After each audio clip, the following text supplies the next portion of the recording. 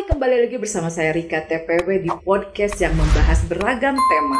Kali ini saya sudah menghadirkan penulis sejarah asli dari Sukabumi. Siapakah dia? Langsung saja kita kenalan dengan Kang Irman Firmansyah. Kang Irman, gimana kabarnya Kang? Alhamdulillah teh. Sehat ya? Sehat. Di siang tengah hari yang panas ini. Luar biasa ya cuaca. Ceria terus cuacanya. Iya. Oh, cuacanya ceria terus ya. Jadi panas bikin ceria. Betul. Kang Irman, ini kan saya tadi prolog pembuka ini, opening ini kan saya bukan menjas atau bukan ini, tapi detail dan detail. Kang Irman sendiri adalah seorang penulis sejarah. Betul. Sebelum kita bercerita apa sih, ya kan? Apa sih seorang penulis sejarah itu seperti apa sih gitu? Saya kepoin terus sampai lebih dalam lagi. Tapi sebelum saya ingin tahu nih, Kang Irman ini asli Sukabumi kah? Betul. Sukabumi. Sampai istilahnya kok tiba-tiba misalnya apakah itu satu cita-cita sebagai penulis sejarah atau memang apa nanti kita kepoin ya. Nah di Sukabumi ya Kang ya? Asli Betul, Sukabumi. asli Sukabumi. Dari mana tuh? Saya dari daerah Sukabumi dari daerah Gandasoli namanya. Oh, kabupaten. Betul, Cirenghas. Jadi akan masa kecil sampai SMA di Sukabumi. Di Sukabumi, kebetulannya SMA di Cianjur teh. Oh, di Cianjur. Ya, Cianjur, kemudian kuliah ke Jember, Jawa Timur. Ya itu inilah berproses seperti itu. Oke, oh jadi merantau ya. Betul, ada jadi merantau. tidak stay dari semenjak SMA itu nggak stay di Sukabumi. Betul. Jadi lebih kepada akan pergi mencari ilmu. Ya. Betul. Apa sih tadi istilahnya? Carilah ilmu sampai ke negeri Cina. Nyampe nggak ke negeri Cina? Nggak nyampe, baru sampai Bangkok. Oh, Bangkok. Kang, bisa ceritakan sedikit nggak sih latar belakang Akang? Sampai misalnya di perjalanan karir hari ini ya, bicara hari ini seperti apa sih kan masa-masa pasti ada suka dukanya, pasti ada susah senangnya, seperti apa sih? Jadi sebetulnya kalau saya kan dari keluarga ini ya, bukan keluarga berada gitu ya. Orang tua saya guru kebetulan, cuma alhamdulillah bapak konotasi saya keluarga berada apa? Saya suka gimana ya? Berada itu dalam artian dia mampu untuk taruhlah untuk mengkuliahkan semua orang anak sebetulnya dengan mudah. Keluarga besar. Jadi Akang berapa bersaudara? Enggak sih, ada cuma 3. Cuma yang saya lihat kan ayah saya itu sempat mengkuliahkan 3 anaknya dan juga beliau serta istrinya juga dengan ibu saya. Jadi dalam satu waktu berkuliah 5 orang betul, ini dengan gaji seorang guru seperti itu. PNS ya? PNS ya. Seorang ya keluarga PNS lah ya. Betul. Jadi mungkin bisa dilihat juga ketika saya kuliah tentu tidak diberikan uang yang selayaknya seperti orang kuliah ya. Jadi saya harus di sana harus kerja juga mencari sesuatu. Mandiri ya. Betul, seperti itu. Jadi memang berangkat dari situ maka saya juga berpikiran tidak perlu memberatkan orang tua ya. Sehingga saya harus belajar apapun, kalau kata bapak saya itu kudu bisa segala hal gitu. Jadi mual hese dahar gitu istilahnya seperti itu. Jadi berangkat dari situ maka saya coba mempelajari banyak hal gitu ya. Artinya secara praktis apa yang saya diperlukan. Tapi secara umum sebetulnya karir saya kan berawal dari sebenarnya dari marketing, sales seperti itu. Saya pernah jualan permen ketika kuliah. Pernah jadi guru bahasa Inggris. Sambil kuliah sambil itu ya. Karena kan untuk membantu orang tua juga. Tapi kemudian ketika lulus saya itu ngambil jurusan apa kuliah? Saya hubungan internasional.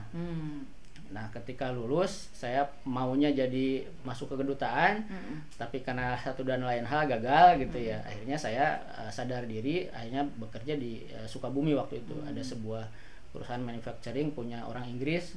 Di situ kebetulan karena mungkin background bahasa Inggris, jadi saya agak lumayan dipakai gitu ya.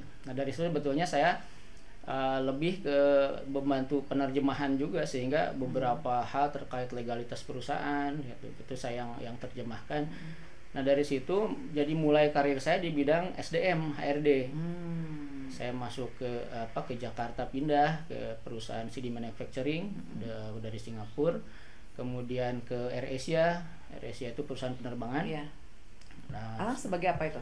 Sebagai HRD officer, kemudian HRD eksekutif sampai HR manager.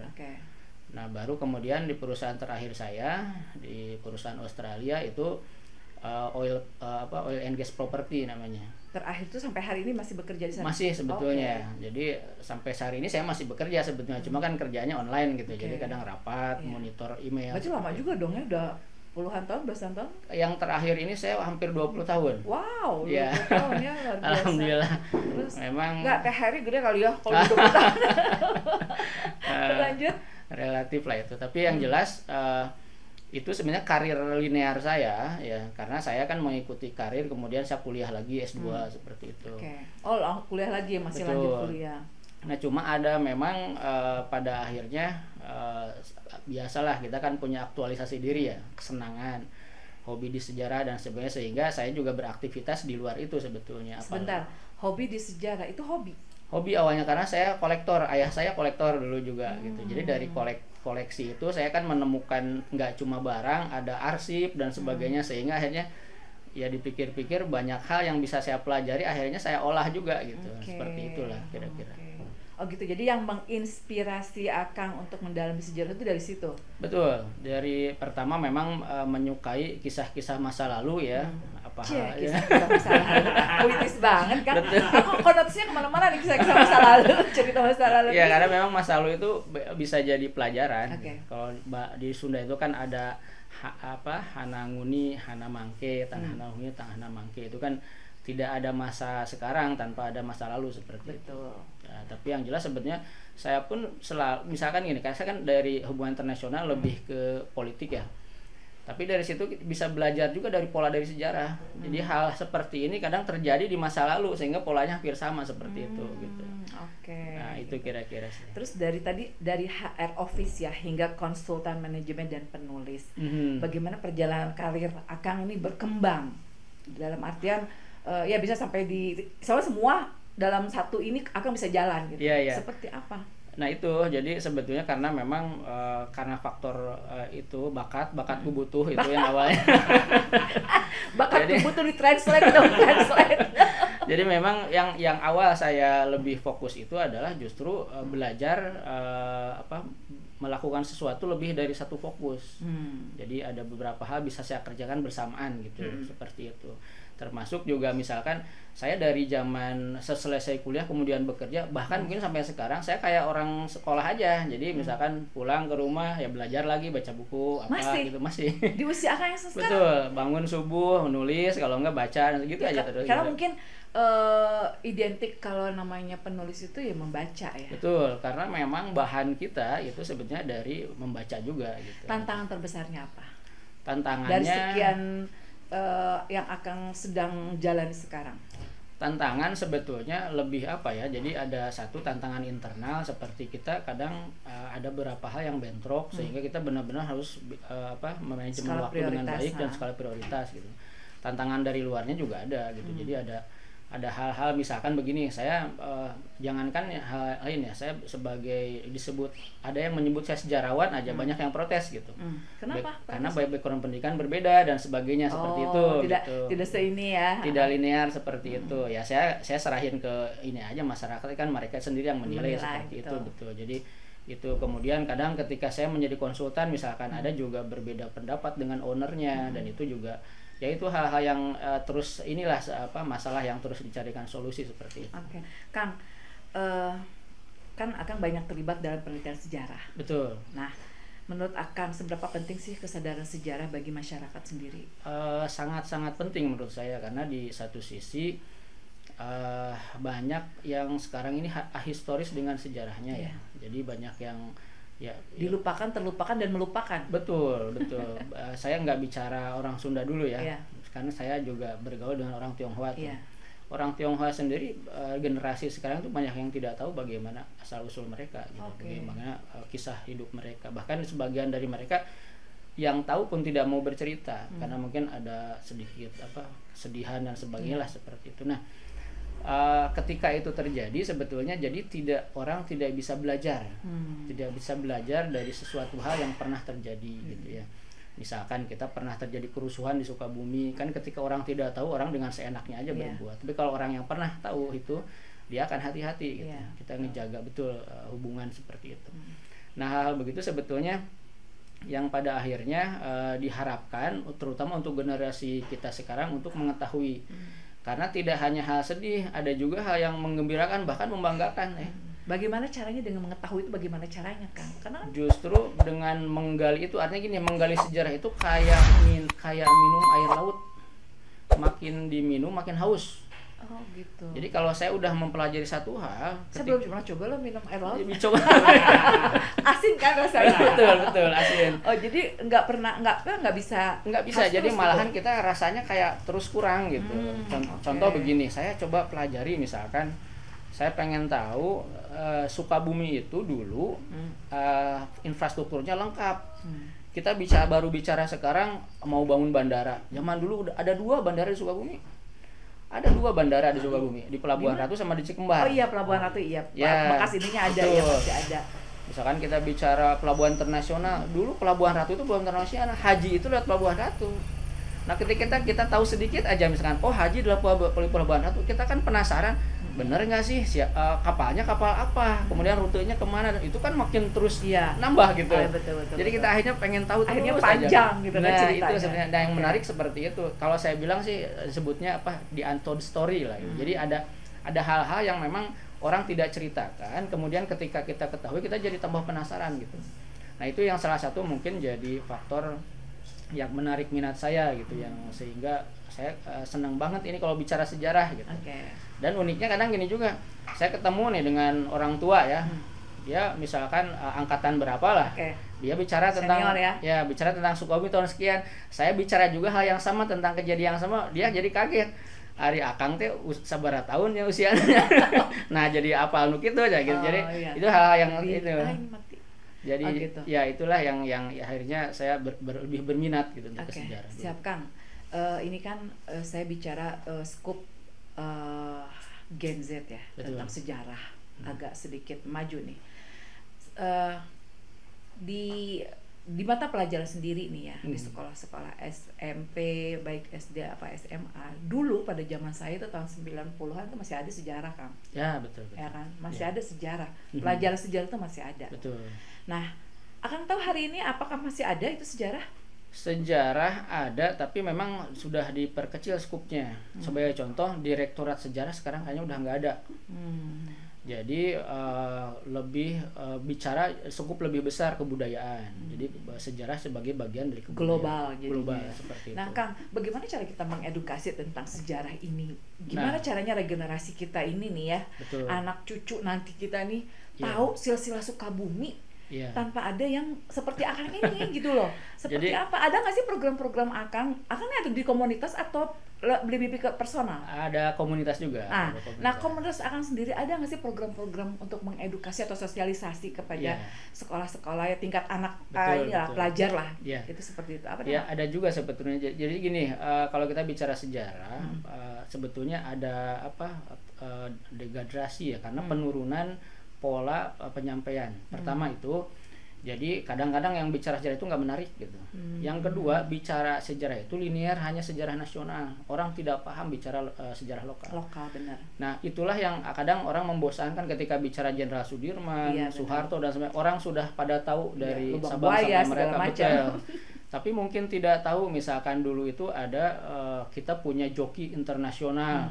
Yang akhirnya dia hidupnya di penjara gitu karena memang ada konflik dengan Belanda. Ini hal-hal kecil sebetulnya itu yang lebih menarik. Jadi maksud saya pertama memang dari cara penyampaian, yang kedua dari apa yang disampaikan. Karena apa? Dalam sejarah itu ada juga konsep yang disebut wow effect. Jadi kalau kita ingin orang penasaran dengan apa yang kita bicarakan, berarti ada wow effect dulu. Nah di komunitas saya kebetulan kita ada program semacam Kipahari Go to School. Jadi kita memang ngejelasin ke sekolah ada gitu seperti itu. Atau misalkan ada tour khusus anak-anak SD.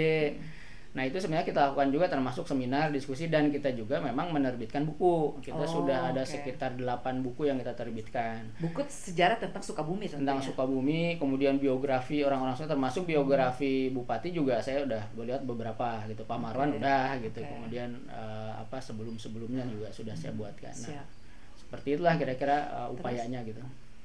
Nah, bisa ceritakan nggak sih tentang penelitian Akang mengenai Sukabumi? Sejauh mana sejarah di Sukabumi itu. Saya juga sekalian saya mengedukasi saya juga, mengedukasi viewers The Portal juga seperti apa sih Sukabumi memang di balik layarnya. Ya, bicara Sukabumi cukup panjang ya, karena ada yang bilang Sukabumi itu lahir dari pucuk-pucuk daun teh dan juga biji-biji kopi. Sukabumi itu lahir dari pucuk-pucuk daun teh dan biji-biji kopi, luar biasa. Berarti betul, ya berarti kan sebetulnya ketika Sukabumi mendunia itu sebenarnya pada saat perkebunan kopi dan teh besar. Karena dulu kan teh disebut emas hijau, kopi emas hitam kan seperti itu. Nah sebelumnya ada emas biru, namanya nila. Nila itu tarum, nila itu pewarna. Jadi ada tumbuhan pewarna. Kira nila, bukannya? Bukan. Jadi nila itu bahasa dulu tarum. Makanya di kita ada Tarumanagara, ada Citarum. Oh iya.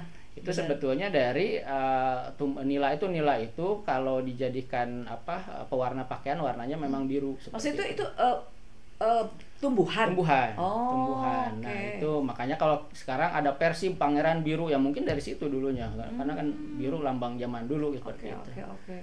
Terus selain itu? Nah, banyak hal sebetulnya. Jadi Sukabumi sendiri misalkan gini, yang banyak kalau kita bicara tentang masa keemasan Pajajaran, kita kan ada namanya Sang Hyang Tapak. Pernah dengar nggak Sang Hyang Tapak? Itu sebetulnya prasasti yang ditemukan di Cibadak. Ada 4. Yang menarik ke prasasti itu pertama itu ada kalender yang sudah akurat. Jadi kalau bicara kalender itu tahun 1030 Masehi 952 Sakal nggak salah, itu berarti awalnya tahun pertama itu sekitar 150 Masehi yang sebenarnya bersamaan dengan kalau kita bicara sejarah lebih luas lagi ada namanya Kerajaan Salakanagara gitu. Makanya Gunung Salak katanya bukan artinya pohon buah salak, tapi dari salaka atau perak seperti itu. Nah, jadi kalau seperti itu misalkan ini perak itu apanya maksudnya? Ada biji perak di dalam sebetulnya. Oh, di Gunung Salak. Kalau di zaman Belanda itu diketemukan, cuma kan termasuk misalkan kalau bicara lebih jauh ada juga batu bara di Cisaat, kan kita nggak tahu. Zaman Belanda itu memang banyak yang digali seperti itu. Terus kenapa sekarang begitu saja? Nah, itu banyak pertimbangan karena memang bisa jadi eksploitasi berbiaya tinggi yang memang karena kan Indonesia sebenarnya hanya bisa melanjutkan apa yang sudah digali, kita lanjutkan jalan, kita lanjutkan jalan kereta api. Kenapa sejarah ini yang tadi itu kan itu menarik semua kan, Gunung Salak ada peraknya, ada batu bara juga ternyata di Sukabumi. Betul. Kan kenapa nggak emas juga, pemerintah kan? Kita ini nggak hari ini ya pemerintah pada zaman sekarang nggak pernah mengusik itu atau sampai ke situ. Kenapa? Betul. Ada apa? Banyak hal pertimbangan. Saya ambil contoh lah, kita juga ada emas di daerah selatan kan. Ada cerita bahwa zaman dulu, zaman Soekarno itu memang ditutupi karena apa? Ketika emas sudah muncul, maka negara-negara luar itu pasti akan berebut. Contohnya di Papua gitu.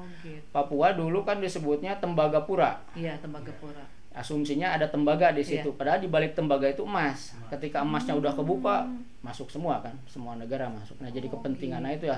Jadi menjaga itu mungkin. Betul, kemungkinan menjaga itu. Tapi secara umum kita udah dikenal sejak dulu sebagai negara penghasil emas sebetulnya gitu dari dulu juga. Jadi banyak hal lah, itu zaman kerajaan, belum lagi kita masuk ke zaman kolonial. Zaman kolonial meskipun orang bilang ini penjajahan ya. Tapi bagi saya banyak hal-hal yang memang menarik gitu.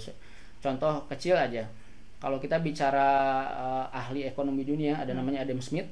Adam Smith ya. Di kita ada namanya Gong Grip, itu ahli ekonomi dunia, boleh di browsing, itu orangnya Lindung gitu. Orang kita? Serius? Serius. Dan sekarang masih? Enggak, sudah meninggal. Tapi itu, iya. Luar biasa. Bukan Chinese, orang Belanda. Jadi Indo. Orang tahu nggak sih? Nah, itu jarang yang tahu justru. Jadi contoh ada pemain bola internasional juga ada namanya Moon namanya, itu dari Parakan Salak gitu. Jadi ada beberapa sebetulnya contoh ponakannya Van Gogh ada di Pelabuhan Ratu gitu. Jadi ada sebenarnya ini cucunya Hugo de Groot ahli hukum Belanda ada di daerah Cimas di sana. Jadi memang dulu kan karena orang-orang Eropa besar ya yang menak-menak seperti itu kan banyak punya usaha di sini juga gitu. Ya, itu tadi nah akhirnya dia kan bertali temali seperti itu. Makanya kan menariknya di situ bahwa sebetulnya banyak orang-orang besar di kita yang orang itu tidak tahu gitu. Iya. Dan memang sudah begitu saja ya, nggak ada Betul. yang ini, tidak ada yang mengingatkan lah Betul. tentang sejarah ini gitu. Makanya kan kalau kita tahu misalkan dulu Sinagar, daerah Cibadak itu disebut perkebunan terbesar dunia tahun 1900. Terbesar sedunia. Sedunia. Tahun berapa? 1900. Wow. Di situ dulu disebutnya kota satelit karena apa? Kabel bawah tanah udah ada. Kemudian sistem irigasi sampai ada dari orang-orang Amerika, jadi anggota senatnya itu datang ke sana untuk belajar tentang irigasi. Jadi listrik sudah ada, koran sudah ada, jadi justru lebih canggih daripada kota Sukabumi sendiri waktu itu gitu ya. Itu Ini ya. memang Cibadak itu ya. betul. Misalkan mobil pertama dengan plat D1 itu orang Panumbangan, orang Jampang Tengah yang punya. Akang, Ya itu. kan itu tadi sangat menarik semua ya, Iya, sejarah betul. yang Akang temukan itu. Terus aku tanya dong, bagaimana proses penelitian Akang, kok bisa Akang sampai tahu titik-titik yang kita sama sekali blank banget loh. Iya. Era sekarang ini pasti Betul. ditanya, ih nggak tahu, oh iya ya masa sih, kan kayak paling gitu. Termasuk Nah, seperti Cipetir kan sama telekomunikasi dunia itu juga. Makanya gimana sih proses penelitian Akang sampai sejauh itu bisa? Iya, sebetulnya pertama kan gini, jadi ada beberapa catatan-catatan penting yang di luar negeri yang kadang dia tidak sebut Sukabumi ya. Oh. Contoh gini, ada misalkan Franz Ferdinand. Franz Ferdinand itu sebetulnya Kaisar di Austria yang jadi penyebab pemicu Perang Dunia Pertama. Itu sempat berburu di Sukabumi, di daerah Cikembar kayak gitu. Tapi mereka kan menyebutnya ke Cianjur kan. Kenapa ke Cianjur? Karena dulu ini wilayah Cianjur. Kita tuh. Ya. Contoh ada yang menyebut, ini saya belum tahu validitasnya, tapi beberapa hal contoh Cut Nyadin pernah dibuang ke Sukabumi dulu sebelum ke Sumedang. Ternyata di datanya ke Cianjur. Cianjur itu ya daerah ini Cianjur zaman dulu seperti itu. Jadi banyak hal seperti itu, termasuk ini kalau sekarang kita ada bicara misalkan health tourism ya. Jadi wisata kesehatan. Zaman dulu ini itu jadi pusat kesehatan. Jadi kalau sekarang kalau orang kaya berobat ke Singapura, ke Malaysia, dulu orang Singapura Malaysia ke sini. Ke Selabatu ada di sana. Selabatu kita? Betul. Jadi di situ mereka ininya, bahkan ada misalnya paket dari Singapura ke sini untuk berobat seperti itu, berapa bulan seperti itu. Nah, jadi hal-hal itu memang sebetulnya ada. Jadi saya menggalinya adalah pertama memang dari catatan-catatan kecil seperti itu dan dikembangkan. Yang kedua ada beberapa temuan juga dari library dari luar, contoh dari KITLV, kemudian library Jerman dan sebagainya, yang sebagian besar memang tidak free. Jadi ada yang saya harus keluarin kartu kredit untuk hanya bisa membuka gitu. Tapi dari segitunya. Iya, tapi dari situ saya kan akhirnya bisa tahu, saya crop, simpen gitu terus simpen. Dari nyimpen itu lama-lama kumpulin. Iya. Lama-lama kan dipikir takut hilang, takut apa, akhirnya baru saya tulis.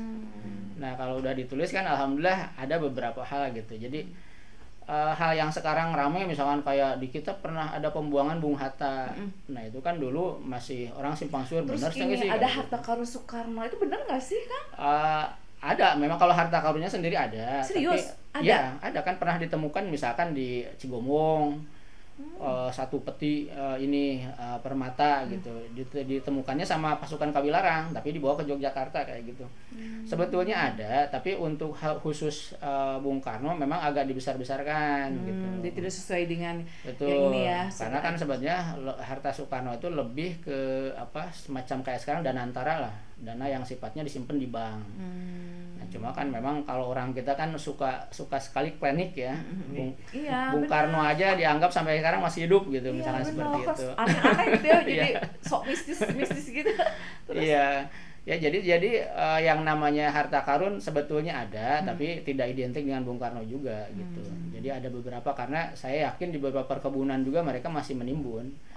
Dan memang banyak yang nemukan. Contoh di sini ada daerah selatan itu, daerah Nyomplong, ada yang sempat nemuin hartanya Pegadaian satu ini. Hah? Hartanya Pegadaian?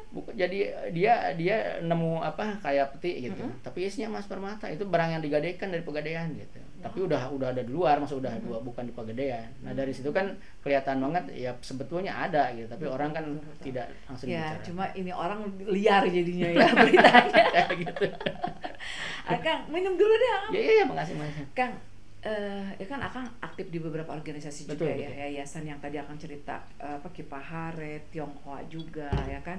Nah, peran Akang di situ ya, di organisasi komunitas atau ya mungkin Ya, apalah itu komunitas. istilahnya, itu seperti apa? Paguyuban Pasundan yang terakhir kan ya? Ya, betul. Itu juga. Nah, itu peran Akang apa itu? Jadi sebetulnya gini, saya awalnya berorganisasi itu lebih ke ingin nyoba ilmu. Saya belajar. Coba ilmu. Kacan katakan ilmunya aja. Contohnya Coba saya ilmu, kan oke. ya, S2 saya di manajemen ya. Oke. Saya paham betul manajemen. Nah, saya coba misalkan ada Kang bikin organisasi ini hayu gitu. Bahkan didapuk jadi ketua, ya hayu aja gitu. Nah, dari situ saya lakukanlah manajemen yang betul itu seperti ini gitu. Tapi kan belum tentu berhasil karena kan kadang-kadang lingkungannya juga belum tentu Bentar, mendukung. berisik kesini nih. Siap. Tuh, pas banget. Minum dulu aja, minum. Bangga. Nah itu, tapi ada beberapa juga yang misalkan bantu saya di bagian, tapi rata-rata kalau nggak ketua saya biasanya litbang gitu, atau penasehat lah seperti itu, karena memang kapasitas saya lebih ke lebih seneng memantau, memonitor gitu, mengkaji kayak gitu, seperti betul, itulah Akang kira-kira. penyimak lah. Betul seperti itu. Terus bagaimana upaya pelestarian warisan budaya yang sudah dilakukan menurut kacamata Akang? Sekarang kalau secara Sekarang lah, kita bicara sekarang, ngapain kita jangan bicara Prabu Siliwangi kan? Kita hidup di zaman sekarang kan, betul nggak? Betul. Kalau sekarang menurut saya sih masih ya dalam tataran semangatnya memang ada gitu. Tapi kalau kita bicara maksimal juga belum maksimal. Karena memang ada pola perbedaan ya pelestarian zaman sekarang sama zaman dulu. Kalau zaman sekarang itu misalkan ada tempat bersejarah nih, ditulisin pelang tidak boleh merusak. Tarik bisa. Lanjut. Misalkan ada pelang, ini cagar budaya tidak boleh dirusak, hukumannya sekian kayak gitu kan. Tapi orang kadang-kadang ya cuek aja ngerusak. Zaman dulu kan kalau karuhun kita misalkan ada kuburan nih, dia kuburan yang dihormati nggak boleh rusak, dia nanam tuh pohon beringin, kemudian langsung dibilangin yang merusak makam maka dia akan akan kena kutukan misalkan dan sebagainya. Justru itu lebih efektif bertahun-tahun, ratusan tahun orang nggak mau ganggu, takut gitu. Itu kan karena kultur kita, betul. Iya benar-benar.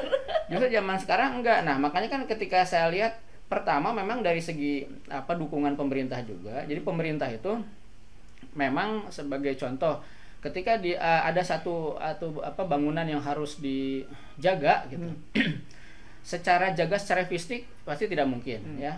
Nggak mungkin ada Pol PP nongkrong di situ gitu ya. Yang kedua, secara kebijakan pun kan rancu. Contoh begini, ada bangunan yang sudah ratusan tahun dan bersejarah, tidak boleh diganggu. Tapi apakah aturannya itu misalkan juga related dengan izin pembangunan seperti IMB? Kan enggak juga. Orang bisa membangun tanpa memperhatikan itu. Kecuali kalau misalkan sebelum membangun justru minta rekomendasi dulu, boleh enggak dan sebagainya. Nah itu kadang-kadang kita rancu di situ. Nah tapi memang alhamdulillah ada satu upaya dengan adanya undang-undang cagar budaya yang baru, itu kan ada namanya tenaga ahli cagar budaya, sehingga selevel kota pun itu bisa menetapkan bahwa ini cagar budaya. Ya walaupun penertibannya belum seragam, tapi di satu sisi sudah ada upaya ke arah situ. Cuma memang begini, kita kan kadang secara sejarah itu pasti akan berhadapan dengan pengembang, dengan kontraktor, karena bagi mereka unsur sejarah itu jadi penghalang. Mereka nggak bisa robah seenaknya seperti itu kan. Nah itu yang jadi salah satu persoalan juga, sehingga memang kita sebaik mungkin gitu, artinya bagaimana berupaya suatu bangunan itu bisa dilestarikan tapi bisa dimanfaatkan juga gitu. Jadi artinya bukan serta-merta tidak boleh di apa-apain sama sekali. Nah itu perlu proses saya kira. Nah di Sukabumi sekarang kan dari berpuluh-puluh tahun baru 3 yang sudah ditetapkan Kang, termasuk rumah Bung Hatta. Yang lain belum. Rumah Bung Hatta yang di mana? Yang di siapa? Kan ada rumah Bung Hatta sama Syahrir di sana. Nah itu, jadi memang kendalanya banyak. Salah satunya adalah kendala ekonomi juga. Jadi penelitian itu kalau memang resmi itu bukan hal yang murah. Penelitian itu mahal. Betul. Ya kan? Kemudian kedua, ketika sudah dijadikan cagar budaya harus ada kompensasi sebetulnya. Misalkan begini, ini di cagar budaya kan ini rumah. Berarti secara pajaknya bisa dikurangi dan sebagainya. Nah pemerintah itu belum bisa ke arah sana. Nah bicara pemerintah, saya potong nih. Selama ini komunitas Akang ini berkoordinasi dengan dinas terkait apa? ya tentunya satu dengan Dinas Pendidikan dan Kebudayaan kalau di kota ya, di kabupaten itu namanya Budpora. Kebudayaan Pemuda Olahraga, betul. Nah, dari pemerintah sendiri concern nggak sih? Sebetulnya concernnya ada, karena gini, pemerintah kan sifatnya normatif ya. Artinya ketika peraturannya ada, mereka adakan. Contoh ketika peraturan tentang cagar budaya ada, maka diadakanlah tenaga ahli cagar budaya seperti itu. Cuma salah satu kendala mereka kan salah satunya itu dalam hal memonitor itu ada kesulitan gitu. Sehingga memang ini dianggapnya kos. Dianggap kos gitu ya. Jadi sebetulnya kan kalau bicara secara jangka panjang, baik sejarah, seni atau apapun itu kan kita enggak cuma bicara kos. Dari segi pemanfaatannya sebenarnya juga ada. Yang penting bisa mengelolanya. Sebagai contoh, saya kan juga sering bawa tamu-tamu ya untuk heritage. Jadi tour heritage. Itu tour heritage itu unik karena yang penyukanya itu mahasiswa, dosen, kadang guru besar, yang kadang mungkin lebih pintar dari saya, dan mereka simple gitu. Saya bawa ke belakang damkar, ada altar di belakang bekas Freemasonry zaman dulu. Mereka senang banget, padahal itu udah kumuh, udah banyak tukang buah gitu. Senang banget gitu. Jadi hal begitu coba kalau pemerintah jeli. Misalkan itu dilokalisir di ini ya, kemudian dibersihkan, jadi orang bisa datang dan sebagainya. Nah, itu kan belum ada ke arah sana gitu. Sementara dari kementerian sendiri, sudah pernah kolaborasi? Kementerian itu kan lebih ke event. Karena gini, jujur saja ketika bicara dengan pemerintah pasti mereka lebih ke output, PAD dan sebagainya, sehingga akhirnya yang lebih diutamakan itu lebih ke pentasnya, hasilnya gitu ya, dibanding kajian. Padahal dari sejarah ataupun budaya ada proses itu. Pertama kajian itu tidak hanya selesai berupa kertas aja, tapi ada rekomendasi yang harus dilakukan. Nah, dari rekomendasi itulah muncul nanti jadi kalau saya bicara panjang misalkan ya, contoh dulu di mana di Jakarta itu tahun 60-an, 50-60-an itu kalau ada tamu asing disuguhinya tarian Sunda. Jaipong. Ya, nggak ada tari-tari Betawi dan sebagainya. Kemudian zamannya Ali Sadikin kan mulai dicoba tuh. Jadi dia ngerekrut orang Jepang, orang Jawa, satu lagi ada koreografernya. Jadi mereka keliling menggali, ada banyaklah Gambang Kromong dan sebagainya. Ketika sudah ditemukan, dikaji, mereka merekomendasikan untuk melakukan inovasi, dikemas lagi tuh supaya tariannya lebih bagus dan sebagainya. Sehingga akhirnya tahun 70-an tuh mulai ada tamu asing langsung digunakan itu. Tapi mereka konsisten. Nah, di kita kan agak sulit. Contoh gini, kita sekarang mochi adalah makanan khas Kota Sukabumi, betul nggak? Betul. Pertanyaan saya, ketika ada tamu dari luar datang ke Pemkot aja disuguhi mochi, apa yang lain? Kayaknya pesannya ke ini deh, ke betul nggak? Boleh sebut nama? Nah itu. Jadi sebetulnya itu nggak ada ya. Betul. Jadi artinya sebenarnya butuh konsistensi juga. Jadi ketika kita sudah sepakat nih, oh ini ada satu potensi sejarah, ya semua harus sepakat ke sana untuk mengangkatnya seperti itu kira-kira. Betul. Nah tadi kan aku sempat ini nih, tantangan ya. Tantangan Akang nih dalam melestarikan budaya khususnya di Sukabumi ini. Betul. Kan tadi dari pemerintahnya sendiri yang kurang konsen dan sebagainya. Nah, secara komunitas mungkin ya, bicara secara komunitas karena skupnya global ya, tidak secara personal dari kacamata Akang, tapi lebih secara komunitas. Apa tantangan terbesar yang Akang Sukabumi itu heseknya gitu kan? Contoh lah saya bicara Purwakarta ya, yang Purwakarta yang ada air mancur itu ya. Nah, kan ada maskot. Bener nggak sih? Betul. Dari Sukabumi apa? Akang saya tanya nih kepada komunitas sejarah nih. Sebenarnya kalau harusnya apa gitu. Iya, sebenarnya kalau digali ada banyak sebetulnya. Artinya gini, ini perlu konsensus. Karena apa? Karena memang saking dari dulu kita nggak mau menggali dan lebih, kalau bahasa Sunda mah kita yang huhuluan lain memanggaran gitu. Memanggaran itu kan artinya bersama-sama ya. Tapi rata-rata kan masing-masing saya mah ini, saya itu dan sebagainya. Nah, itu yang agak sulit. Sebagai contoh, pisang bisa khas Indonesia Sukabumi. Dari dulu sampai tahun 50-an 60-an itu orang cari pisang itu daerah sini, Salabintana, pisang. Oh.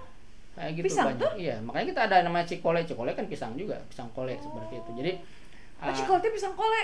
Iya, jadi ada beberapa hal yang kita baru tahu ya ternyata pisang dari Sukabumi ya Allah. Jadi dari dulu ada khasnya itu. Dari segi seni juga saya bisa bilang mungkin sekitar 5-4 seni yang khas Sukabumi gitu. Tapi kan itu harus yang kita sekarang berhasil itu baru mochi. Jadi mochi itu kita bikin kajian. Jadi kajian kita ini unik karena gini, orang selalu bilang mochi dari Jepang, dari Cina. Iya. Sebetulnya hasil kajian kita, beberapa sejarawan di Jepang termasuk ada antropologi namanya James Dananjaya menyebut mochi itu masuk seiring masuknya beras pada abad 9 ke Jepang. Jadi masuknya itu dari daerah kita juga. Mochi itu. Jadi karena apa? Ada bahan namanya ketan. Nah, jadi ketika di Jepang baru masuk beras, padi gitu. Di kita udah ada namanya Dewi Sri, Dewi Padi dan sebagainya, sehingga itu sudah jadi salah satu bahan di kita gitu. Nah, entah mengapa kemudian mungkin di sana diolah, dibawa lagi oleh orang Jepang atau orang Cina ke sini, sehingga orang menganggapnya itulah faktor ahistoris tadi. Kita nggak tahu sejarah, sehingga kita anggap ini dari luar, padahal dari kita juga. Nah, argumen itu yang saya masukkan sehingga akhirnya jadi mochi itu sekarang jadi maskotnya Sukabumi. Betul. Jadi salah satu warisan budaya tak benda dari kota Sukabumi seperti itu. Hanya mochi.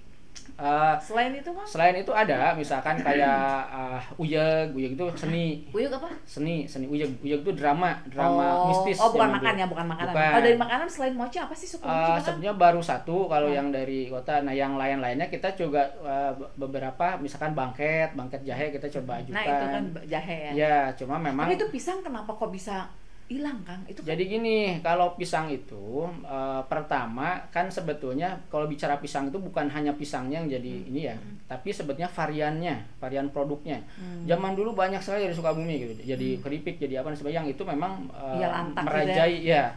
Nah, tapi sekarang hilang. Contoh lain lagi misalkan tenun. Tenun itu tahun 19 tenun di kita ada? Ada. Tahun 1900 itu kalau naik delman dari Cisaat sampai Situ Gunung itu sepanjang jalan tak tok orang nenun. Dan itu sampai ke Tangerang, ke daerah Palembang diekspor lah bahasa itu. Itu tahun berapa, Kang? Tahun 1900 kalau di catatan Belanda itu sampai tahun 1930-40 itu masih ada gitu. Nah, jadi sebetulnya itu yang kemudian kita jadi nggak ada gitu. Jadi malah hilang. Jadi hilang gitu.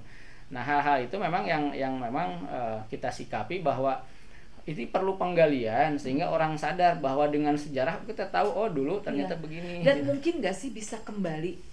Mungkin sebetulnya. Yang pertama makanya kan kalau kita bicara budaya itu kita harus tahu namanya tali paranti. Tali paranti itu artinya kita harus tahu ilmu produknya dan sebagainya yang aslinya seperti apa. Nah, dari sudah kita tahu dari kajian itu barulah kita kembangkan apa sih yang sesuai dengan sekarang supaya bisa dipakai lagi dan sebagainya. Itu seperti itu. Jadi menyesuaikan. Betul, ya, lebih ke menyesuaikan gitu. Terus Kang, ini apa ya, bicara peradaban kan akan kalau menerbitkan beberapa buku ya, saya baca nih seperti Sukabumi, The Untold Story, Hikayat Tionghoa Sukabumi. Apa sih yang menginspirasi akan untuk ya buku sampai bisa menulis buku-buku ini? Emang akan concern banget gitu loh di sejarah dan akan terus akan menciptakan buku-buku selanjutnya. Ya, itu salah satunya sih, artinya jadi apa disebutnya jahitlah ilmu ya dengan buku gitu. Artinya kalau ilmu dengan buku. Ya, jadi ada beberapa data yang mungkin, contoh gini, saya ada beberapa data di eksternal hard disk. Pernah suatu saat hard disknya rusak, hilang. Akhirnya saya setengah mati cari lagi datanya gitu, menggali lagi dan sebagainya. Nah, itu salah satu concern saya sehingga apa yang saya ada akan tuangkan lewat buku. Kenapa lewat buku? Karena begini, ini juga sih sebenarnya. Jadi saya mengalami beberapa hal yang kurang enak sebelumnya ketika saya share beberapa data, foto dan sebagainya. Kok orang dengan sembarangan memposting tanpa menyebutkan sumber dan sebagainya kayak gitu. Jadi plagiat lah seperti itu. Nah, benar. Saya agak kurang sreg dan saya juga nggak kita mendapatkan itu perjuangannya luar biasa. Betul, ya kan, gitu. nggak semudah ada bahkan yang dari foto-foto saya mereka bikin project, misalkan taruhlah ke pemerintah bikin proposal, jadi itu mereka jual, jadi uang. Amen jadinya. Iya, jadi akhirnya terus, dari situ saya lebih baik ya berupa buku aja. Minimal buku kan ada hak cipta dan sebagainya ya. Jadi kalau mau legalnya ada jelas. Ya, menjadi referensi kan. Nah, cuma memang yang alhamdulillahnya dari situ justru banyak yang terbantu. Contoh mahasiswa-mahasiswa itu kan pada akhirnya menjadi rujukan. Bahkan Profesor Nina Lubis rujukannya ke buku saya waktu dia bikin kajian tuh tentang Hari Jadi Sukabumi. Jadi ada beberapa inilah tokoh juga membuat rujukan. Akang nggak bawa contoh bukunya ya? Kebetulan tidak bawa. Oke. Terus bisa ceritakan nggak sih tentang buku terbaru yang Akang buat sekarang, apa buku terbaru? Yang terakhir yang sudah terbit itu namanya Sukabumi Palagan Pejuang. Palagan Pejuang, apa itu artinya Palagan? Palagan itu kan medan perang. Oh, Palagan perang. Iya, karena memang ya itu salah satunya kan orang belum tahu juga gitu bahwa pertempuran terpanjang dan terlama itu perang konvoi Bojongkosan. Oh, yang di Cibadak apa tuh Cicurug apa sih? Ya. Cidahu, yang muka Cidahu itu kan pas belokan itu ya, oh itu ya. Tapi kan orang taunya peristiwanya di Bojongkosan. Pertempurannya sendiri kan dari Bogor, Maseng sampai ke perbatasan Bandung Barat. Wow. Sepanjang itu gitu ya. Jadi banyak kisah-kisah unik, contoh seperti ini. Kita pasukannya tidak seimbang nih. Tapi misalkan Dalton menulis ada bukunya The Fighting Cock, dia menyebutkan bahwa ketika pasukan Inggris lewat itu mereka bilang tidak henti-hentinya ditembaki oleh sniper. Tapi ketika saya wawancara misalkan almarhum Edi Sukardi menyebutkan bahwa enggak, itu senjatanya cuma 2. Tapi yang satu sesudah nembak di sini lari maraton. Sampai misalkan dari mana, dari Parung Kuda ke perbatasan Cibadak, di sana dilempar lagi tuh ke yang berikutnya, dia nembak lagi itu terus gitu. Jadi kan jadinya unik gitu. Jadi oh berarti sebetulnya bukan karena mereka banyak gitu, sebetulnya karena memang kecerdikan kita aja. Sehingga akhirnya kan pasukan Inggris itu pasukan Gurkha sebetulnya. Ada Gurkha Patiala itu disebutnya pasukan berani mati. Jadi di dunia ini pasukan yang dianggap tidak takut mati itu adalah pasukan mereka. Tapi di sini mereka stres. Mereka nggak mau lanjut ke Bandung sebelum dihentikan gitu tembakinya. Akang dari buku, Akang dari menerbitkan buku ini ya, ada support nggak sih dari pemerintah sendiri? Support secara finansial tidak ada. Saya nggak bicara finansial karena memang tapi minimal support moral. Tapi sebetulnya begini, jadi memang ada yang saya khusus jual. Jadi jual pun saya bukan cari untung karena saya hanya menerbitkan 100 kayak gitu ya. Jadi kalau dari segi finansial mas saya nggak ada apa-apa, tapi ada kebanggaan di situ, kepuasan. Terus yang kedua, tapi ada juga sebetulnya yang pada akhirnya memberi ruang, contoh dari Dinas Arsip Kabupaten, karena memang mereka perlu juga ya untuk penulisan, akhirnya meminta saya menulis biografi bupati kayak gitu, atau menulis toponimi. Ya kenapa enggak? Kayak gitu. Gitu kan saya ini bentuk mungkin sumbang saran ya. Buku-buku Akang ini istilahnya dikelola oleh pemerintah, di mana ada istilahnya kunjungan dari siapapun tamu ya, dari Sabang sampai Merauke yang berkunjung ke Sukabumi. Betul. Ini bisa menjadi tanda mata. Dan itu sangat berarti sekali, bener nggak sih guys? Saya promosiin nanti nomor rekening ya. Ya kalau saya sih simple ya. Ini bicara marketing saya. Kalau saya itu langsung marketing jiwa, marketing saya langsung ini. Kenapa enggak? Bener nggak sih kita kasih tanda mata, nggak hanya mochi, tapi buku sejarah ini adalah lebih bermakna banget. Jadi orang pun akhirnya tahu percis, ini loh Sukabumi seperti ini, Sukabumi kan gitu, dari membaca membaca buku. Nggak mungkin dia ngepoin langsung ke wali kota atau ke pemerintahan, gimana kan enggak, ya kan enggak. Jadi itu mungkin langkah yang harus apa nanti ya, mungkin dari Akang secara pribadi seperti apa marketnya nanti gitu kan, supaya nanti ini menyentuh, nggak hanya Akang menulis buku sambil lewat hanya lebih kepada kepuasan batin, enggak kan, jangan sampai sia-sia gitu loh. Ilmu yang sangat susah loh, ini didapat susah loh, nggak semua orang bisa seperti ini kan. Betul. Nah, respon masyarakat sendiri tentang buku ini seperti apa Kang? Ya respon saya bagus ya, jadi banyak yang menyukai, cuma memang lebih dominannya pada akademisi, peneliti atau orang-orang tua yang memang suka memori masa lalu seperti itu ya. Kalau yang anak-anak muda memang jujur nggak terlalu tertarik mereka. Mungkin harus dengan cara lain Kang, bukan dengan buku. Betul, karena media sekarang kan udah berubah ya. Betul. Bisa video, kartun kita atau ngikutin apapun. trending mereka itu aja sebetulnya. Jadi ya memang kalau saya sih lebih saya lebih men-trigger aja. Jadi artinya ini nih yang saya lakukan. Mungkin teman-teman lain yang memang punya talenta yang lebih bisa bagus, jadi patokan kita. Nah, gitu seperti itu ya sebetulnya bisa dilakukan. Siap. Nah, sebagai tenaga ahli cagar budaya nih ya, bagaimana akan melihat kondisi pelestarian cagar budaya di Indonesia? Tidak Sukabumi. Betul. Kalau Sukabumi tadi kita bahas banyak ya. Kalau Indonesia sendiri Kang? Di Indonesia ada beberapa kota yang memang sudah maksimal ya, walaupun masih ada kekurangan. Contoh Jakarta lah. Jadi misalkan memaksimalkan kota tua sebagai destinasi wisata, sehingga ketika bicara tentang pelestarian itu kan ada darahnya juga yang membiayai lah untuk supaya pengembangan dan sebagainya. Di situ ada. Bandung udah mulai ke arah sana. Nah, kota-kota lain memang masih dalam tahap kesana, on proses. Aturan sudah ada, tapi implementasi sulit. Nah, sebagai contoh, kita bicara perda aja, perda di kabupaten ataupun kota, rata-rata ketika bicara insentif aja untuk pemilik bangunan ya, atau pemilik benda cagar budaya, pasti disebutnya akan diatur dengan ketentuan tersendiri, akan diatur dengan pergub bupati dan sebagainya, yang tidak diatur-atur gitu. Karena memang pada ujungnya aturannya tidak diatur-atur. Ya, ujungnya selesai di situ aja mengambang gitu. Sehingga ketika orang menagih juga dia tidak bisa ditagih pada akhirnya kan. Karena gitu. Itu tadi. Nah, itu. Jadi di situ disayangkan ada beberapa akhirnya melihat kekosongan itu, akhirnya mereka melakukan hal yang mereka anggap ya tidak melanggar aturan juga gitu. Seperti itu. Akang pernah terlibat nggak sih dalam industri pariwisata? Ya, saya juga kan sempat jadi ketua masyarakat sadar wisata Masata. Jadi kota kabupaten. Kota kabupaten itu sebutnya. Kita pernah mendatangkan Menteri Sandiaga Uno ke sini juga. Nah, bagaimana potensi wisata sejarah di Sukabumi sendiri? Potensi wisata sejarah sangat bagus sebetulnya ya, potensinya. Ya, tinggal hanya saja pemanfaatannya aja yang memang harus intinya begini, harus ada orang yang memang ahli betul di situ untuk mengemasnya sehingga orang mau datang.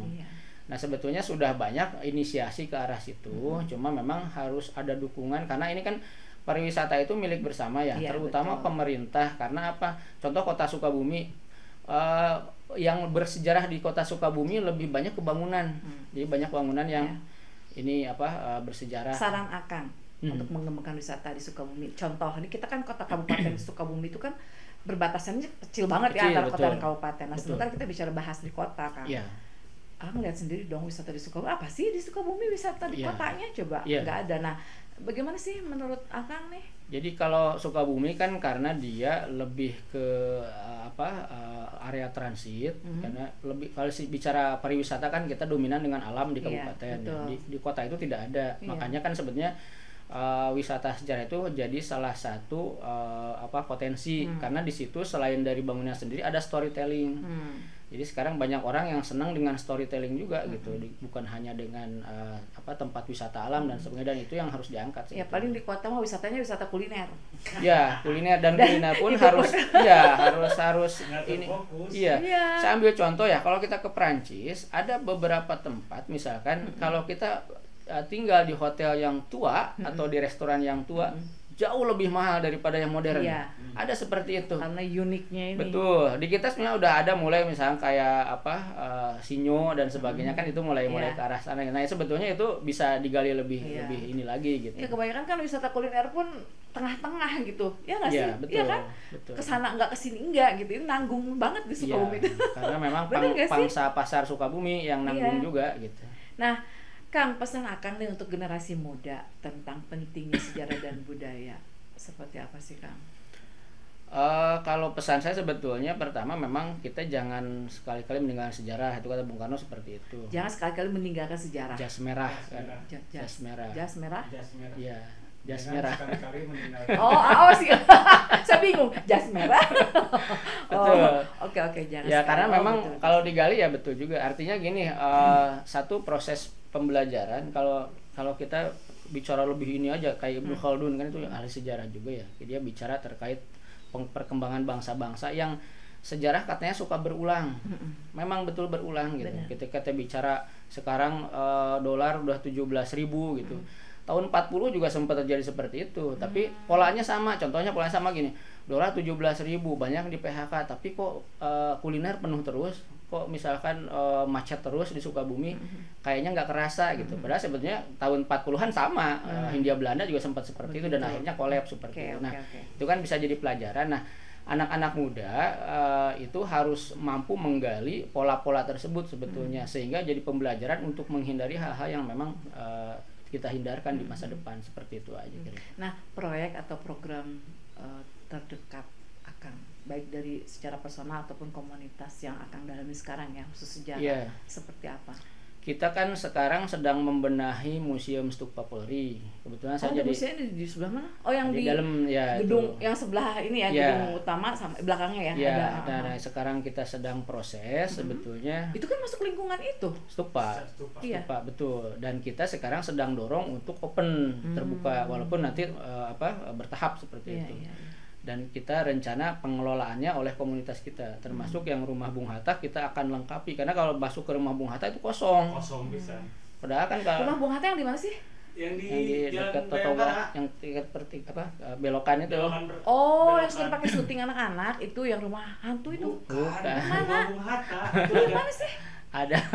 Belum. Ke sana. Nah, itu kan kalau kita pelajari ya, itu ada barangnya, contoh ranjang seperti apa. Masih ada? Kursi. Enggak, maksudnya dari ininya kalau kita rekonstruksi ulang. Okay. Dan kita minimal tahu menyamai lah ya. Dan kita tahu bentuknya seperti apa, harus seperti apa barangnya, kita tahu apa yang dibawa Bung Hatta dari Banda Neira ke sini apa aja tahu. Jadi sebenarnya kemarin kita tawarkan untuk kita kelola, istilahnya kita lengkapi itu isinya. Tapi di sisi lain mungkin kita kelola juga untuk karena gini, otomatis untuk pemeliharaan sebenarnya kita perlu biaya juga tuh. Jadi kita bisa misalkan kenakan ke pengunjung, misalkan bayar seperti itu. Kemarin pengajuan kita begitu, tapi sedang proses lah.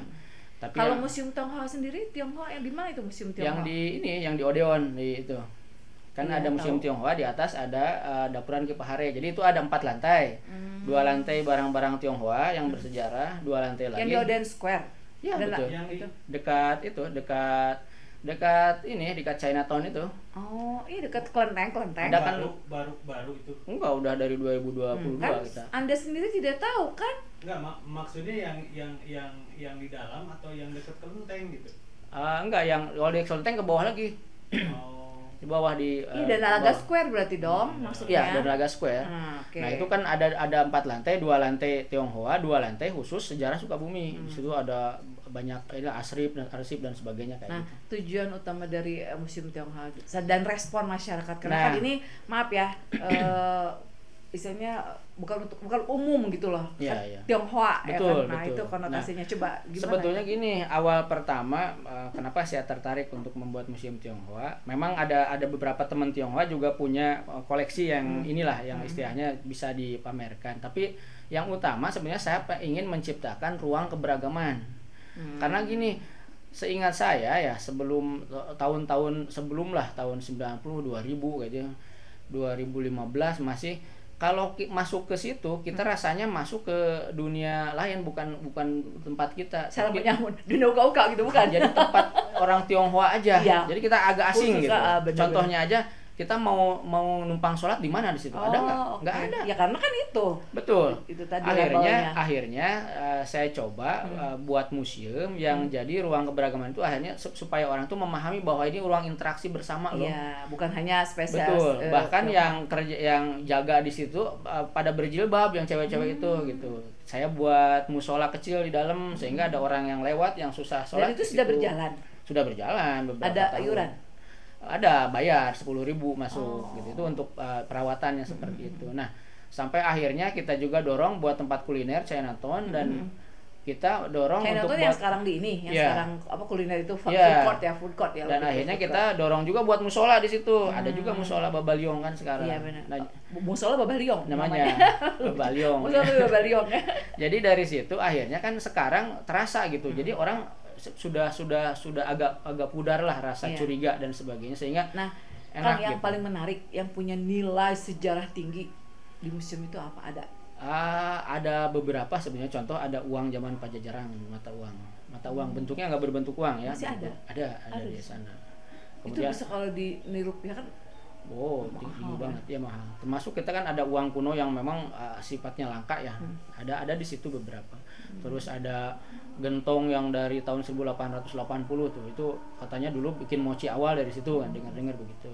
Ada banyak lah, ada termasuk saya punya arsip yang ditandatangan oleh Burgemeester atau wali kota zaman baheula, zaman Belanda gitu. Ada seperti itu misalnya. Nah, Kang, tadi kan buku terus museum ya.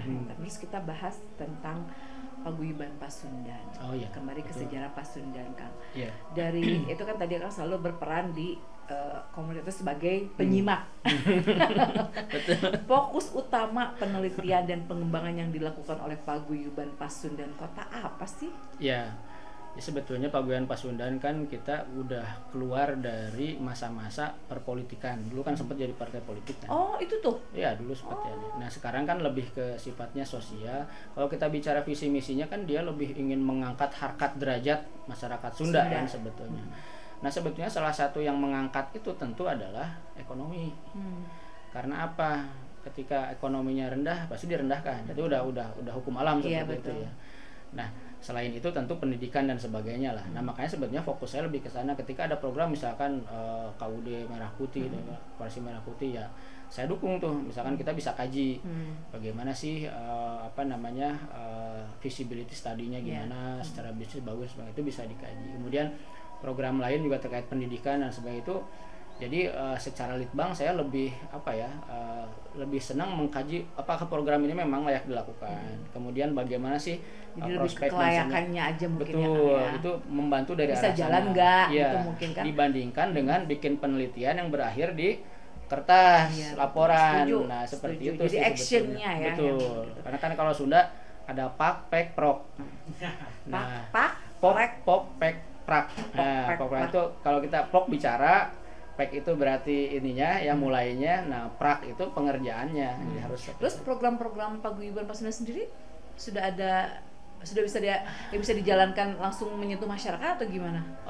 Sebetulnya yang memang bisa langsung menyentuh program Pak Andri sendiri sebetulnya yang koperasi. Yang koperasi itu ya. Sementara yang lain saya lihat masih dalam tataran konsep lah seperti itu. Tapi mudah-mudahan kalau sudah dipetakan kan ketahuan. Betul. Tuh kita bisa kasih masukan juga harus seperti apa. Contoh misalkan bidang kesenian, rata-rata kan orang pegiat seni itu lebih fokus hayu atau yang pentas lebih ke situnya gitu ya. Tapi nanti kita bisa kembangkan juga tuh bahwa ada proses seperti itu yang memang nantinya kita tidak hanya menunggu gitu. Tapi kita bisa memberi masukan. Kang, kami pun The Portalui pernah kita podcast bareng tokoh budayawan ya.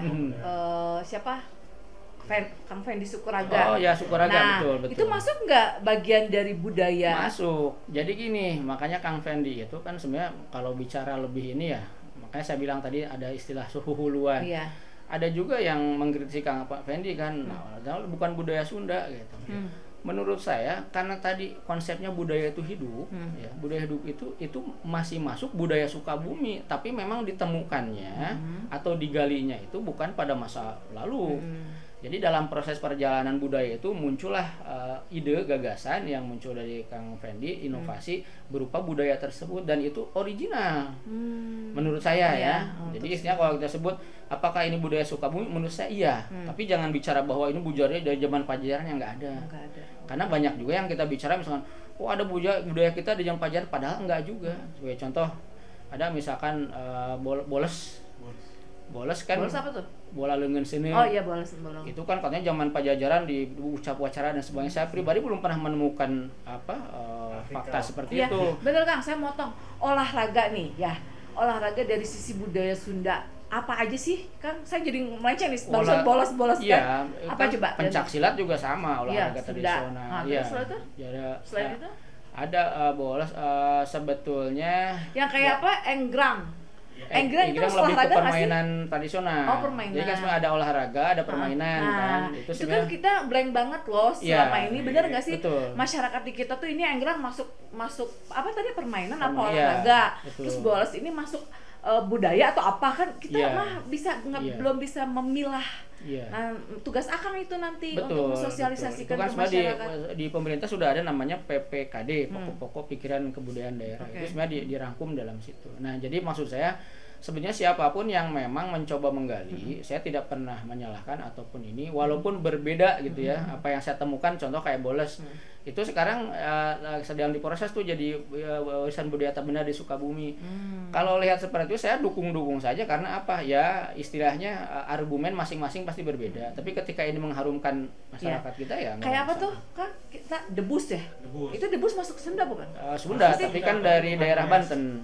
Makan beling kayak gitu-gitu. Itu apa? Maksudnya apa? Olahraga apa permainan? Apa? Itu lebih atraksi. Oh, atraksi. Tapi tetap itu Sunda. Betul. Jadi sebetulnya kalau saya kan lebih tertarik ke arah aktualisasi. Contoh begini, banyak hal-hal yang terkait dengan pamali gitu ya. Kemudian anjuran-anjuran saya suka pelajari, ternyata memang ada ininya. Contoh segini aja ya. Kenapa sih orang Sunda kan rumahnya itu suka panggung ya? Kenapa di bawahnya teh suka ada hayam gitu dipelihara? Ternyata itu AC alami. Dia bisa hangat ketika musim dingin dan bisa adem ketika musim panas. Itu. Nih, kalau bicara kolot baheula katanya ya. Apa? Ini masuk nggak ke budaya ya? Budaya. Bukan.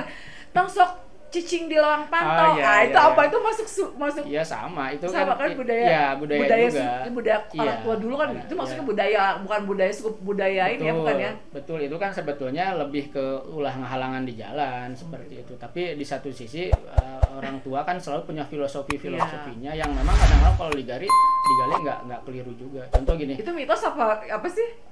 Ya boleh dibilang mitos sebetulnya, tapi itu cara orang tua kita dulu dalam mengingatkan dengan baik gitu. Jadi tapi gini juga, misalnya ada hal begini, saya coba pelajari dulu kenapa sih panen tuh harus bulan tertentu, harus cang bulan dan sebagainya, atau misalkan kenapa kita ngambil bambu harus hari Rebo misalkan, terus dari sebelah kanan dan sebagainya. Saya coba pelajari itu, ternyata ada ininya gitu. Jadi ternyata ada apa katanya? Enggak, jadi ada hari-hari tertentu di mana pohon bambu itu memang. Jadi kalau kita bicara lebih ke spiritual ya, katanya daun pohon atau apapun ketika dia dicabut itu aja dia menjerit sebetulnya. Tapi ada hari-hari tertentu di mana dia kalem gitu. Ikhlas gitu ya. Kayak gitu lah. Itu mungkin seperti itu. Tapi saya coba gali, memang banyak hal yang karuhun kita bilang seperti itu yang kita anggap nanaonan gitu, tidak jelas. Tapi ketika digali ada sebetulnya. Akang pernah nggak sih ini pengalaman pribadi Akang saat Akang meneliti satu sejarah yang berbau mistis, pernah nggak Akang alami? Terus ada hal-hal aneh yang Akang pernah rasakan? Ada nggak dari selama perjalanan Akang menjadi seorang penulis sejarah? Contoh Akang lagi nulis misalnya itu tuh Ratu Laut Kidul. Ya. Terus Akang tiba-tiba gimana? Nah, ada nggak sih mistis kayak gitu? Biasanya kan identik loh, penulis sejarah itu biasanya suka gitu karena selalu mendalami gitu. Pernah nggak? Jarang sih, nggak ada. Tapi sebenarnya gini, saya kalau pengalaman seperti itu lebih ke misalkan mimpi gitu ya. Saya lagi mempelajari, contoh gini. Saya lagi nulis tentang Nabi Ibrahim, malam-malam saya mimpi didatang Nabi Ibrahim, walaupun saya nggak tahu wajahnya gimana, seperti itu aja gitu. Tapi kalau hal yang mistis di daerah gitu ya seperti ini, memang saya belum pernah mengalami. Artinya malah saya agak skeptis juga gitu ya hal-hal begitu, karena di satu sisi sepanjang kita nggak ganggu sebenarnya nggak bakal diganggu. Cuma itu yang sejarah Ratu Laut Kidul itu seperti apa sih Kang? Soalnya kan banyak di luaran sana tuh paradigma di luaran yang bicara tuh Ratu Laut Kidul tuh begini pokoknya nanti jangan di kamar mana SBH itu kamar sekian itu bener nggak sih? Aku pernah nggak sih meneliti itu kan sejarah dong? Iya, saya pernah masuk bener kan itu sejarah kan? Sejarah masuknya. Jadi bukan sejarah. Jadi sebetulnya gini, pertama tapi memang itu sejarah loh. Kita kan perjalanan dari kita punya kisah rakyat yang memang beragam. Jadi Ratu Laut Pantai Selatan aja saya gali ya dari zaman Belanda sampai sekarang beberapa versi. Ada sekitar 7 versi. Jadi itu hanya kisah. Ada Nyi Mayang Cinde. Berarti itu nggak ada kenyataannya, ada nggak? Nggak ada. Justru gini. Ada. Ya justru gini, kalau kita bicara di Yogyakarta, justru itu jadi legitimasi raja ketika ada satu persoalan. Contoh gini, ketika dulu Solo sama Yogyakarta pecah, otomatis salah satu raja harus mengalah dong ke arah selatan. Nah, dia buatlah cerita bahwa dia menikah dengan Ratu Laut Selatan sehingga harus pindah ke selatan. Padahal aslinya dia pecah gitu. Pecah jadi wilayah. Alur yang dibuat termasuk skenario. Bung Karno kan suka bilang bahwa dia menikah dengan Ratu Laut Selatan. Jadi kata-kata dia kalau kita mau jaya di maritim maka kita harus menikah dengan Ratu Laut gitu, Laut Selatan seperti itu. Nah itu karena Bung Karno kan backgroundnya memang klinik juga orang Jawa. Iya kan ya. Benar. Bahkan kalau tahu cerita yang di Samudra Beach kan ada satu kamar itu kan memang itu lokasi tepat di bawahnya yang dulu Bung Karno suka semedi di sebuah pohon, dan itu kenapa Bung Karno bangun Samudra Beach di Pelabuhan Ratu yang notabene secara ekonomi itu tidak menguntungkan, itu level internasional zaman itu. Dibangun di tempat terpencil yang sebenarnya tidak menguntungkan. Kenapa maksa di itu Bung Karno? Karena anjuran dukun. Kenalan Bung Karno. Di buku saya ada tuh, di buku sejarah Pelabuhan Ratu. Sejarah Pelabuhan Ratu ada. Dukunnya masih ada nggak ya? Oh, jadi itu tuh anjuran. Iya, jadi kata sang dukun, kamu bangunlah di situ hotel gitu. Nah, di situ akhirnya di tempat ada pohon apalah di situ. Kemudian pas titik itulah dia ada satu tempat. Karena kenapa ditempatin di situ? Konon ketika bangun Istana Presiden kan ada tuh yang di tinjau resmi ya. Bangun di situ, Ratu Laut Selatan nggak mau masuk karena penunggu di situ nggak mau didatangi ratu itu. Akhirnya ditempatkanlah di Samudra Beach Hotel. Cerita-ceritanya begitu. Tapi karena kan saya sempat mempelajari juga masalah kliniknya Soeharto, terus beberapa jenderal, emang begitu gitu, perilaku kebudayaan kita itu seperti itu. Gitu. Dan ya benar, kita jangan terlalu fanatik, jangan. Betul. Ya, karena kita juga ternyata sejarah ada gitu loh, ya kan, benar kan ya. Betul. Akang, saya simpulkan dari cerita awal sampai akhir tadi ya untuk masalah sejarah dan budaya di Sukabumi nih, kita bicara di Sukabumi.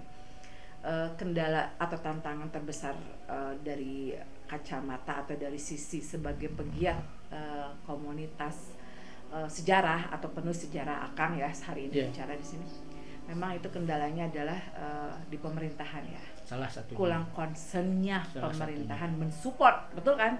Bukan dari segi finansial aja, tapi minimal program-program yang dijalankan yang akan diproses oleh komunitas akan bisa berjalan gitu kan, dengan support dari pemerintah kan begitu. Ya. Apa sih keinginan terbesar Akang untuk pemerintah Sukabumi? Sebetulnya pengennya mereka lebih memahami bahwa sejarah itu sebetulnya kalau bahasa bahasa bisnis itu pancing. Sejarah itu pancing. Jadi kalau kita bicara dengan sebuah kota, kadang bicaranya PAD. Iya, ini benar. ke PAD apa sih hubungannya sebenarnya? Jadi sebetulnya dalam bisnis itu kita satu produk kadang kita harus memancing dengan satu event misalkan, atau satu atraksi dan sebagainya yang bisa memancing orang untuk datang. Nah, proses itu tidak serta-merta bisa langsung jadi. Contoh, saya ada namanya Sukabumi Tempo dulu, kita lakukan tiap tahun. Iya, Sukabumi Tempo. Oh, itu Akang juga? Ya, saya yang ini juga. Nah, itu kan pemerintah tahunya mana nggak ada hubungan dengan PAD, padahal saya tahu sendiri berapa okupansi ketika diadakan kegiatan di hotel, restoran cukup besar. Persoalannya kan bukan masalah direct ke PAD berapa, masalahnya problem antara pemerintah dengan si operatornya sendiri, hotel, restoran sebagainya. Laporan pajaknya betul nggak? Itu kan itu urusan bisnis. Betul. Contohnya kalau saya bilang wali kota seorang pebisnis, dia pasti paham lah gimana sebuah perusahaan pajaknya supaya kecil seperti apa, kan sebenarnya seperti itu. Jadi kalau saya bicara dari okupansi, misalnya banyaknya pengunjung itu membludak itu banyak banget. Jadi kalau dihitung misalnya dampaknya kepada UMKM gimana sebagainya itu pasti ada. Nah, ke PAD ada sepanjang manajemen PAD-nya betul gitu. Kalau misalkan manajemen PAD-nya di pelaporannya masih tidak betul, ya sama saja walaupun kita event besar-besaran orang banyak penuh terus, sama aja tidak terlalu besar seperti itu. Nah, itu kira-kira sih harapannya itu ya. Harapannya ada pencerahan lah sedikit di pemerintah itu bahwa berat banget pencerahan. Jadi kayak berat banget itu dalam dari gestur tuh pencerahan. Jadi Kang jangan putus asa, Kang. Iya, betul. Semoga di pemerintahan yang baru ini kita ya dari Akang mungkin bisa sounding ke beliau-beliau ini ya kan, bisa lebih concern ke budaya, karena ya budaya ini juga bisa menjadi sumber, ya kan? Betul. Dan apalagi sudah nanti jalan tol dan sebagainya. Dan ini sebetulnya satu potensi yang nggak bakal mati. Iya, benar. Alam bisa hancur, bisa rusak. Budaya itu nggak bisa sepanjang. Akan jadi sejarah, ya kan gitu. Berarti nggak salah sebagai memposisikan sebagai penulis sejarah, luar biasa. Kang Irman, sebenarnya saya pengen banyak pengen banyak digali. Saya sukanya yang bicara klinik loh. Jadi banyak loh Kang, banyak sumber-sumber yang bisa kita explore di sini ya. Cuma ya berhubung kendala durasi gitu. Akan terima kasih banyak. Sami-sami. Sukses untuk buku-buku terbaru, nanti mau bikin buku Bupati ya, profil Bupati biografi. Kalau saya bisa nggak nanti di biografi? Oh bisa. Seorang strong woman gitu. Nanti Akang, nanti catat dong. Siap. Oke, sukses ya untuk semuanya Kang. Mudah-mudahan pemerintah Kota Sukabumi bisa concern di budaya dan sejarahnya ya. Tetap semangat, jangan putus asa, tetap menjadi bagian dari sejarah Sukabumi. Oke, penonton Portawi, sampai ketemu di. Bye. Salam apa sejarah bisa apa? Salam sejarah.